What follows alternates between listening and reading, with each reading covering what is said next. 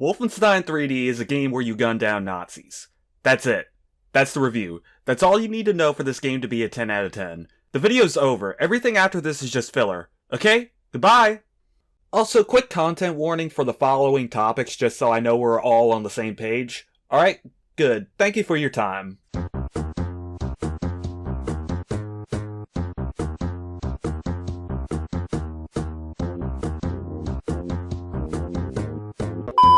Wolfenstein 3D is the great-grandfather of first-person shooters, which is kind of fitting considering the World War II setting. Since gracing DOS computers in 1992, Wolfenstein would go on to influence many first-person shooters that would follow, including its own successor, Doom.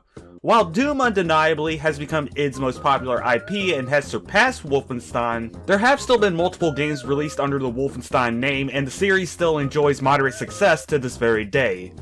However, I want to go back and put a pin in how Wolfenstein 3D was released for DOS, because I should also note that between 1990 and 1997, the ownership of household computers had only risen between 15 and 30%, nowhere near as common as nowadays.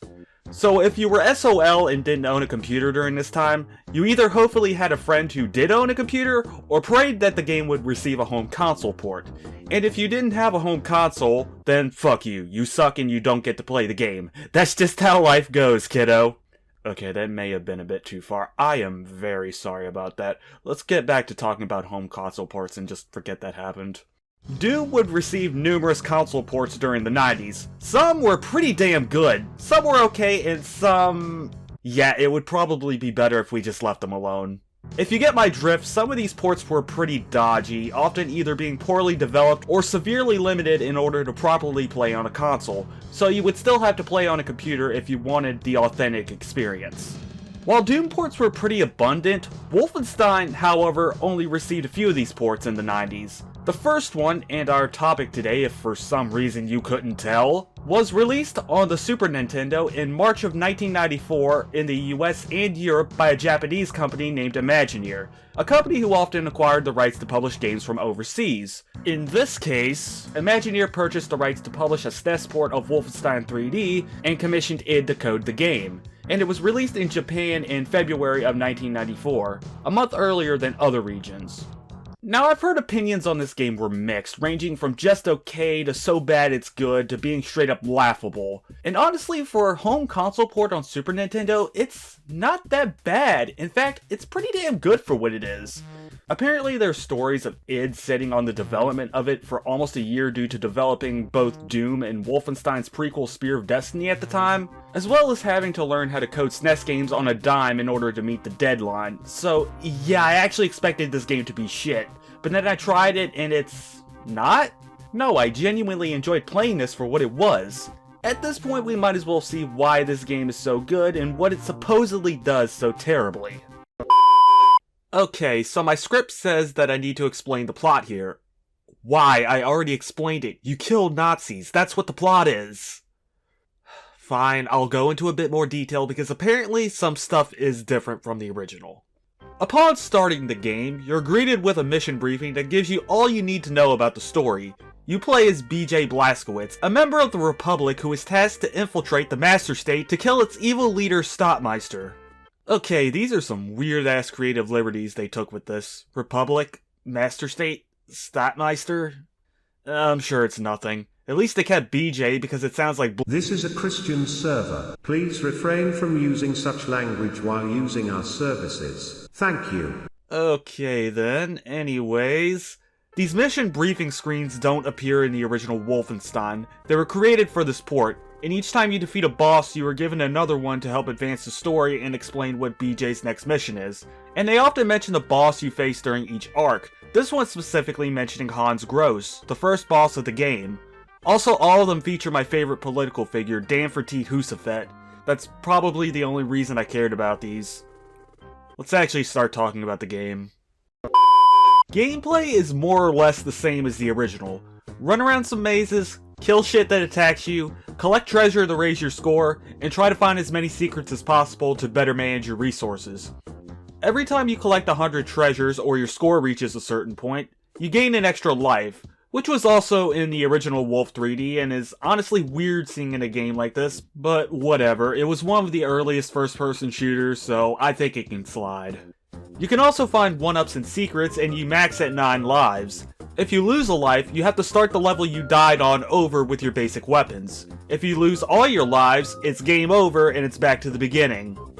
The controls are surprisingly fluid for a Super Nintendo game. A little tanky, I'll admit, but they're far from stiff and work pretty well all things considered.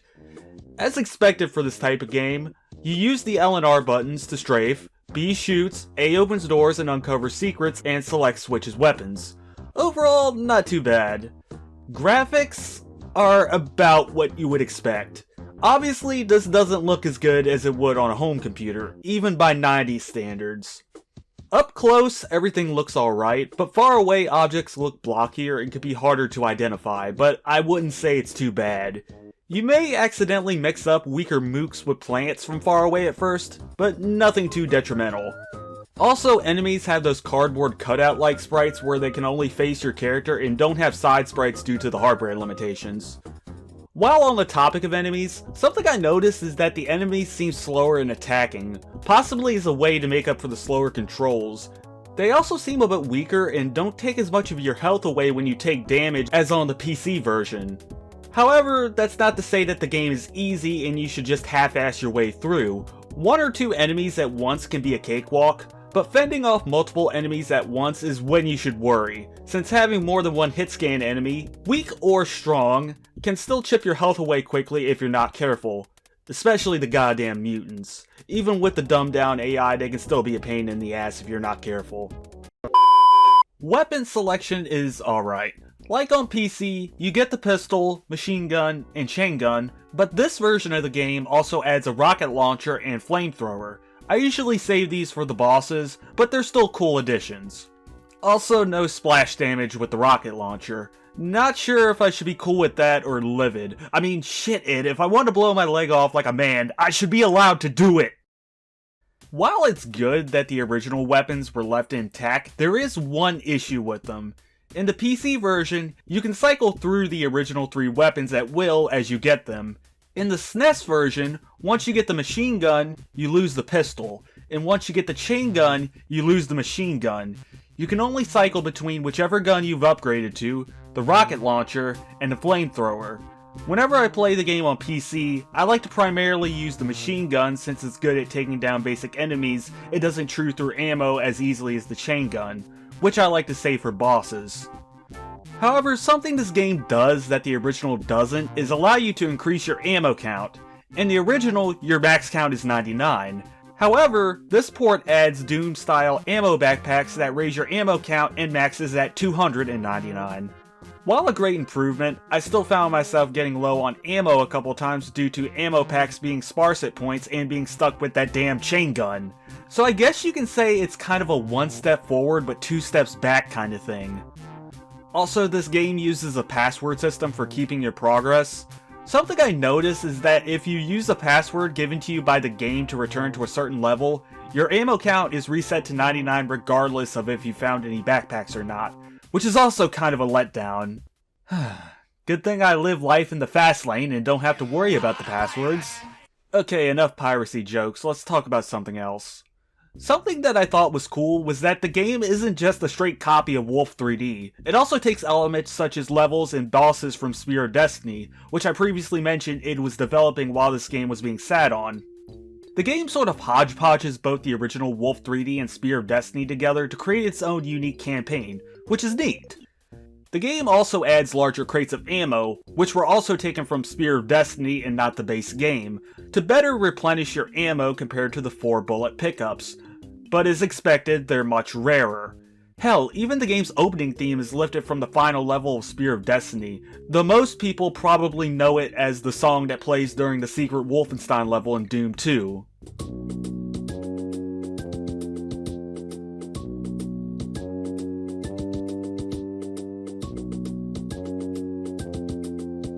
So yeah, the game isn't perfect, it has a few issues here and there, but nothing I'd consider a legitimate turn-off.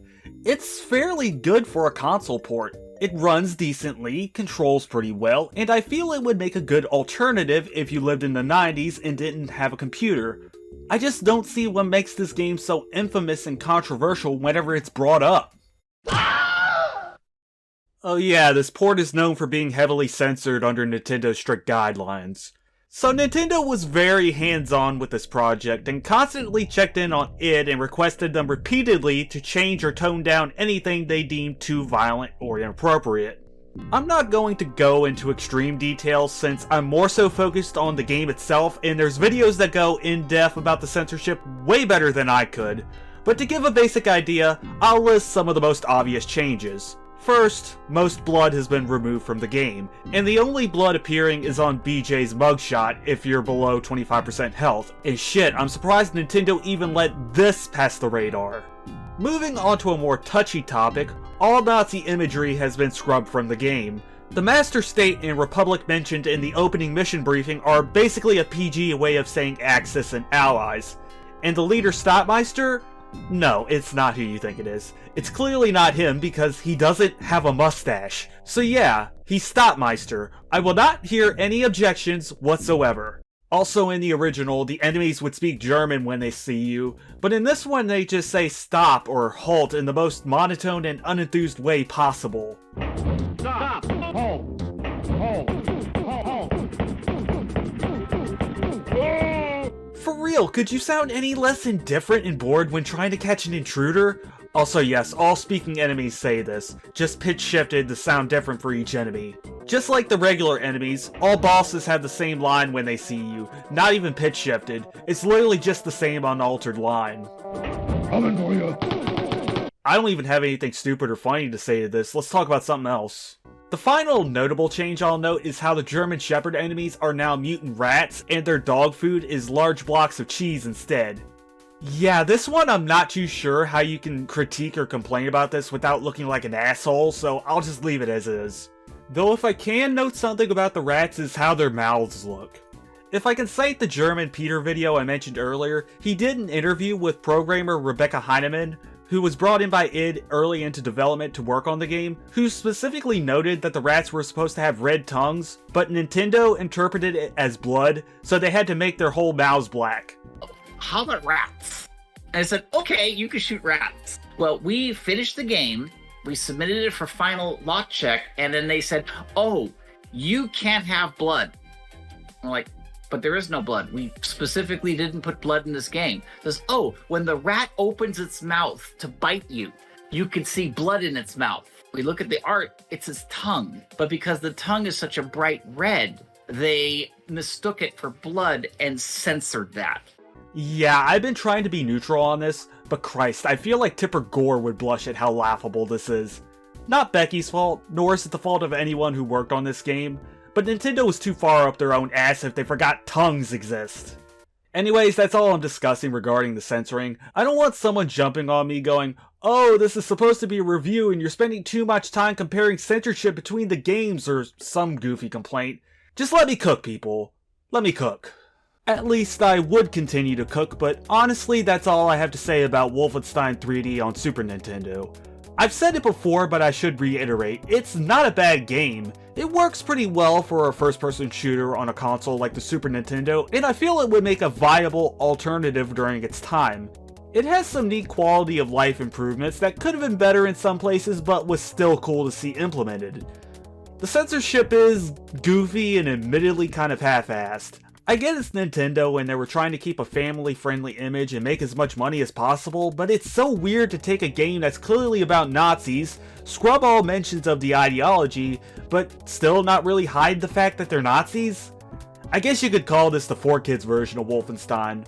The 3DO version of the game would release in 1995, which was essentially this port but with better graphics and completely uncensored. But honestly, who the hell owned a 3DO? Though in fairness, from what I've seen, it looks like a pretty solid port. But do you want to know what the cherry on top is? In 2002, a port of Wolfenstein 3D would release on the Game Boy Advance completely uncensored. Sadly, that port sucked, so we don't talk about it. Even funnier, it was actually how I played Wolfenstein for the first time, but I still refuse to talk about it. But Gloomy, you didn't explain why it sucks. Okay, go watch this review by Jimmy's Epic Reviews about Wolfenstein's GBA port. He does a pretty good job explaining the problems with it in a few minutes. Link in the description. Okay, I'm rambling now, so TLDR, Wolfenstein on SNES is good. Censorship's kinda weird, but still, the game's good. This is where I would end the video, however the censorship isn't the only bizarre rabbit hole regarding this game. There's a rumor, a wives' tale, a legend, a story that was shared around the playground when we were all children, that id Software was so pissed about the game being censored that they decided to do something drastic. In protest to the censorship changes, id decided to give the engine of this game to a small Christian game company, and they created a game that makes this one look like a horror film in comparison. However, that's a story for another day. I've wasted enough time already.